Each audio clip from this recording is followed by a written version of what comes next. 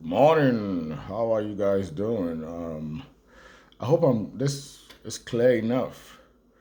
So we are on chapter two. I just want to touch base with you all, get you the gist of it. Okay. Chapter two is about what securing your information systems. All right, just like you secure your computer, just like you secure your cell phones, right?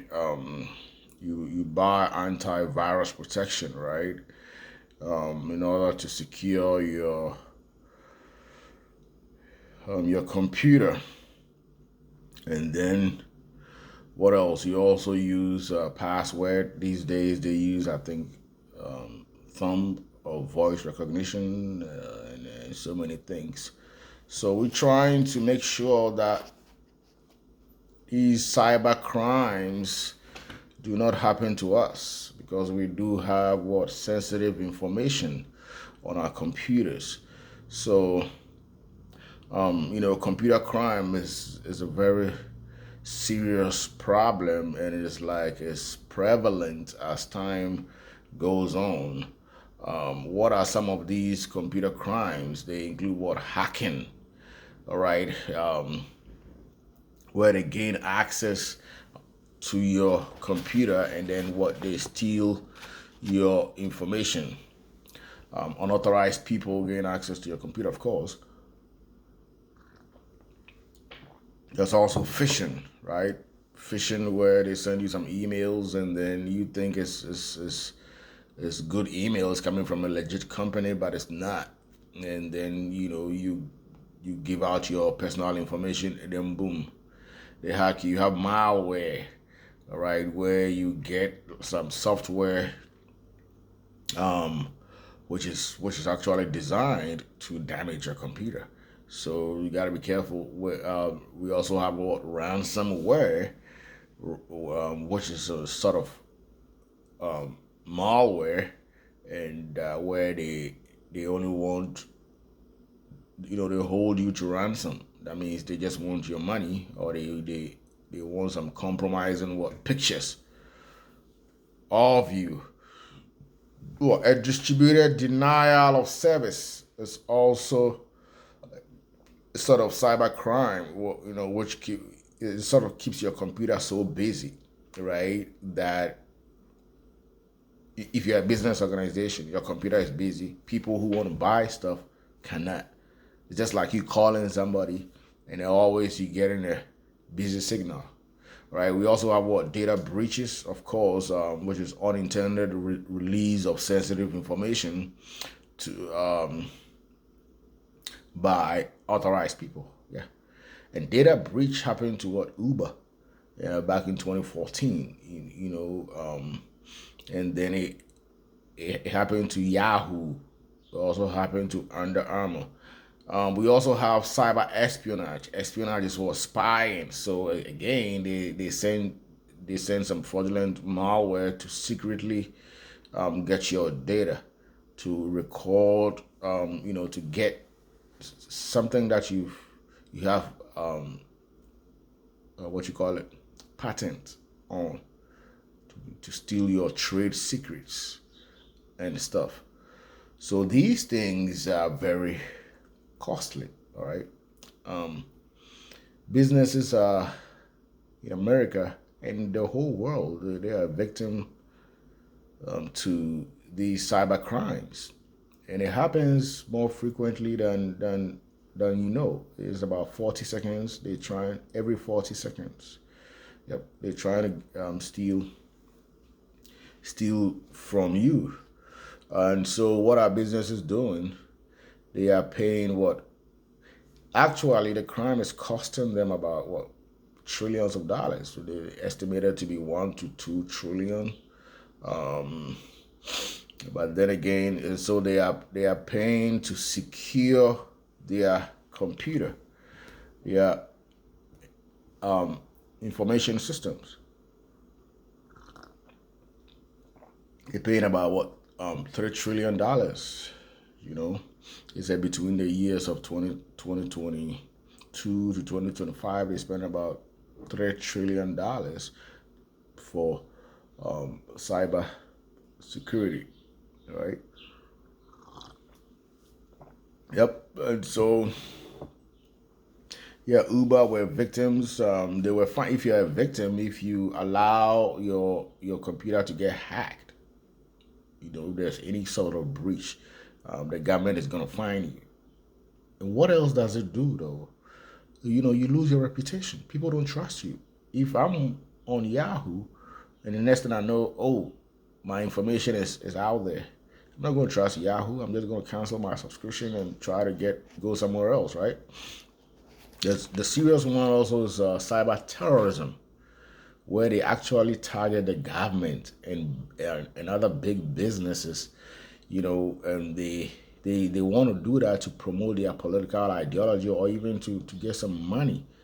And so they shut down like infrastructure. I know something happened during COVID where we almost ran out of gas, right?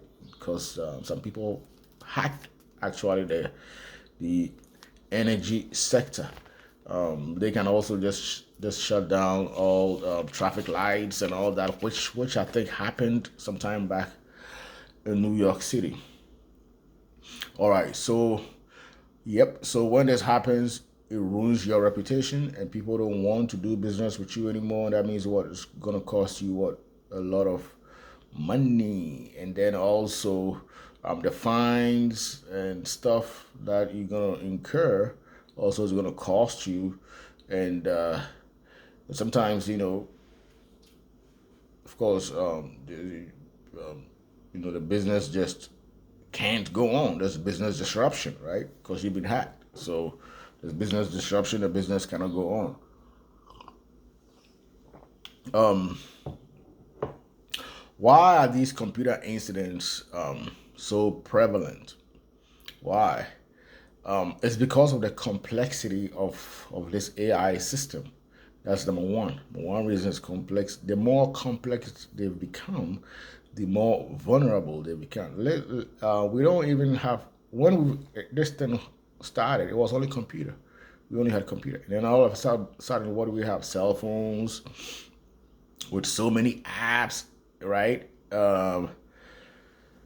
Was so many websites and stuff. Everybody's on a website. There's so many things. It becomes so broad and so complex. There's so many connectivity and stuff.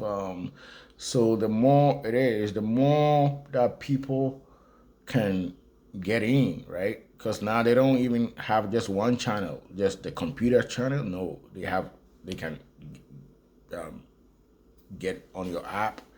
They can get on so many websites. They can get on your smartphones. Yep, and also this number two is this bring your own device policy in organization. So I'm working for Assistant Washington. What happened? I can access the website using my phone, using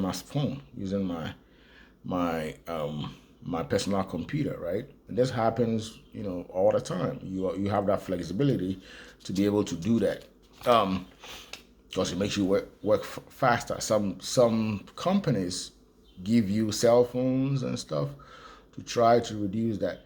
Now, with your personal phones that you can use to access company businesses, it's very vulnerable because you use it on so many other websites. You use it to do what? To shop, right? You use it to browse adult websites, and people do that.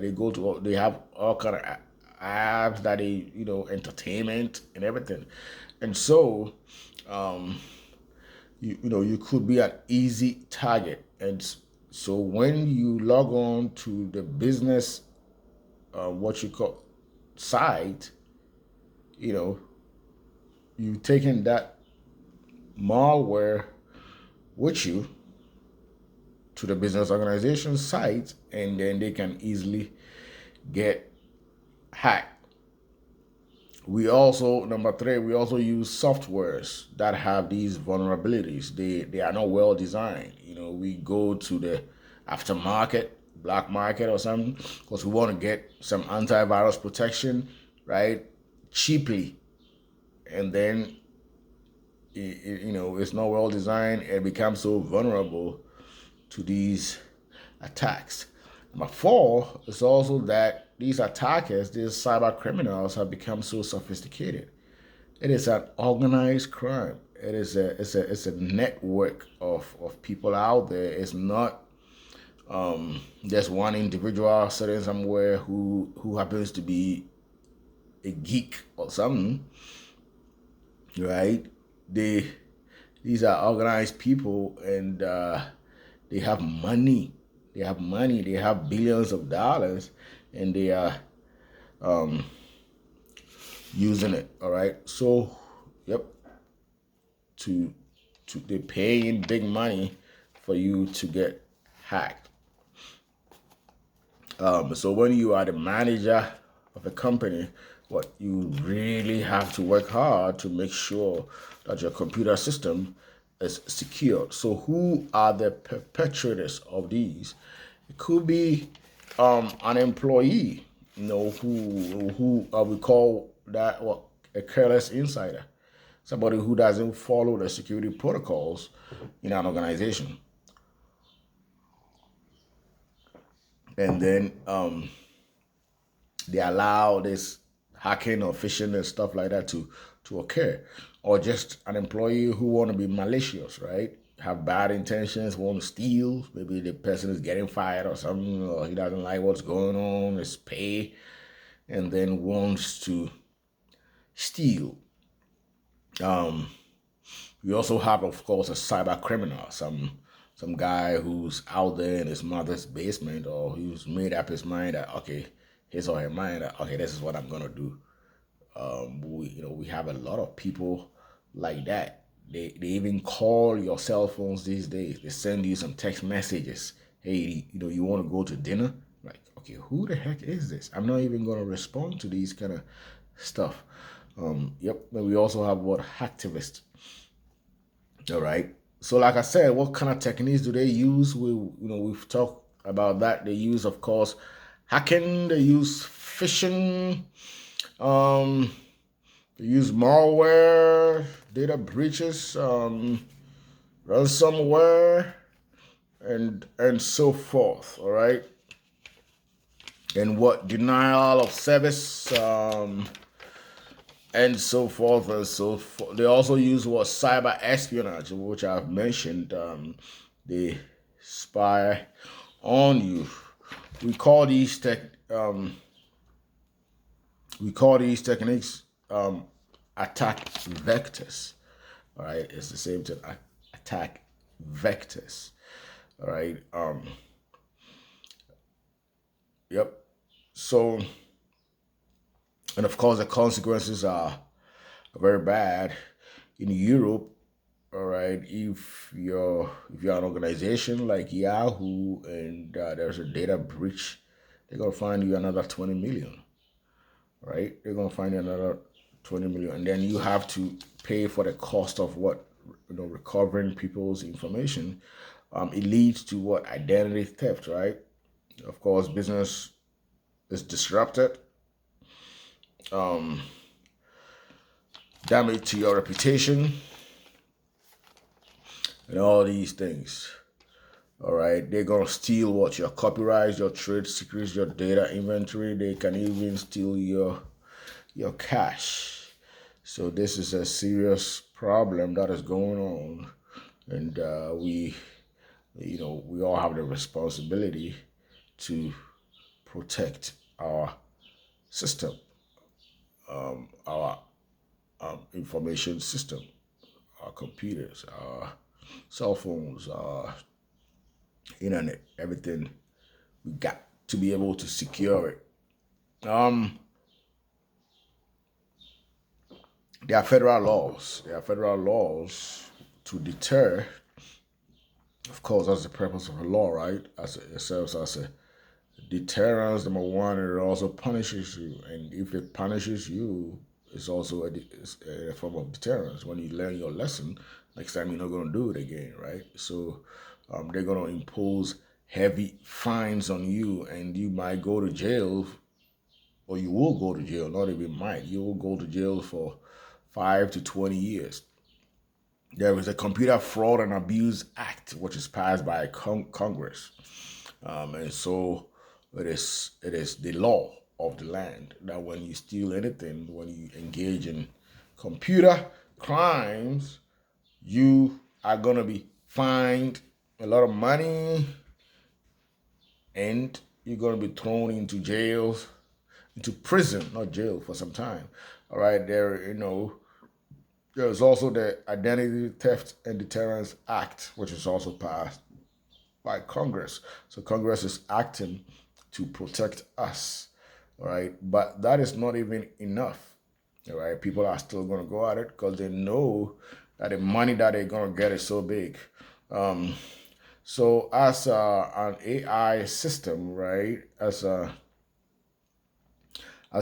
information system, in your organization, you have to make sure there are layered security structures to prevent these attacks. These layered security structures, or this layered security structure, is called the CIA security triad. Triad, TRIAD. So the CIA, the C in the CIA stands for confidentiality. The I stands for integrity, and then the A stands for availability. So confidentiality, they just want to make sure that only authorized people can have access to certain, to secure information. Authorized people who we know we have all the information, they are authorized. We cannot give any unauthorized person any chance to go through our business data. No. All right. And also the people who are going through it, the authorized people, they have to have some integrity. All right. They are the only people who can change any data. And then CIA is availability. They gotta make it's availability. They gotta make sure that you know um, information, data, and information are always available. So they have to secure it. They have to sometimes um, store it. So whenever it's hacked, they still got our information, right? So they hide it somewhere in cloud. We're going to be talking about that if you don't know what cloud is. So they are layered. So this is a layered, what you call a security structure. It's called a CIA security triad. All right. So at the organizational level, we make sure that we implement the security strategy by conducting what risk assessment, developing a disaster recovery plan in conjunction with business continuity plan, defining and enforcing security policies, performing security audits, complying with regulatory standards, all right, and monitoring all key security performance measures. That is at the organizational level. Now, at the network level, of course, there's supposed to be some encryption. So you're sending messages, encrypted messages. You have secure routers. And also, the most important thing at the network level is that you have firewalls. Firewalls, it's typically it's like a barrier between your network, your computer systems, and any unauthorized network. So they are able to detect, the firewall is able to detect it, that, hey, this network that is incoming is unauthorized by our organization, so you cannot breach it. So they're just going to reject it, reject that. Okay. And of course, at the end user level or at a personal level, we have what passwords. We also have thumbprints and stuff. We use our thumb. We also have what facial recognition these days, and we buy what antivirus software to protect us, right? Yeah. We also receive what security education, and in most cases, they ask you to change your password regularly. I think here. I've been asked to change my password, I think, for about 3 times. So in conclusion, securing your computer is very important. Securing your information system is very important. Securing your information technology is very important. All right, and organizations are paying again trillions of dollars to make sure this is done. Otherwise, you're going to be victim of what so many things: hacking, phishing, malware, ransomware, a distributed denial of service, data breach, cyber espionage, cyber terrorism. And this is going to do what? It's going to ruin your reputation, and people don't want to do business with you anymore. It's going to cost you a whole lot of money because you have to pay to recover all this data. Your business is going to be disrupted, and also you're going to face fines. You're going to be fined, by the federal government. And so don't be a victim. Follow the security protocols. Make sure you have everything in place, and you go from there. Thank you very much. This is chapter 2. We're going to be covering chapter 3 very soon. Answer a few questions and then send them to me. Answer them. Do what you're supposed to do. Okay, and you're gonna pass, and then you move on. All right. All right. Y'all have a good day. Bye bye.